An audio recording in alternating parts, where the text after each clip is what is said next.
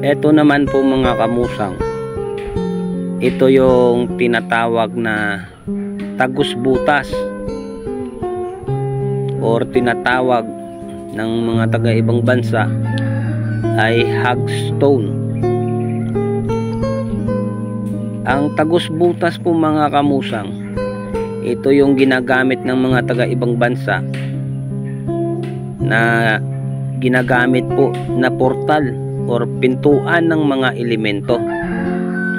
Halimbawa po, kung tayo po ay nagtatangan ng mga mutya, medalyon or anuman na naiwan po natin sa bahay, yung ibang mga gamit, ito po ay pwedeng magamit panawag sa mga tagapagbantay ng mga gamit natin na naiwan po sa bahay upang masilbing proteksyon sa atin kung sino man ang umaharang sa daan natin at kung sino man ang mananakit po sa atin.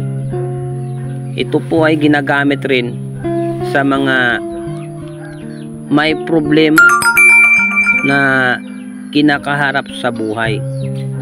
Kahit ano po ang pagsubok na kinakaharap po natin ay kaya po natin lusutan.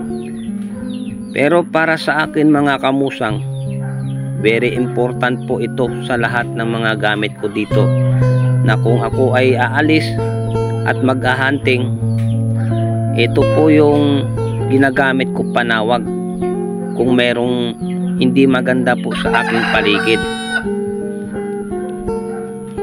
Portal or pintuan ng mga elemento ng mga tagapagbantay ng mga mutya na naiwan ko po sa aking bahay.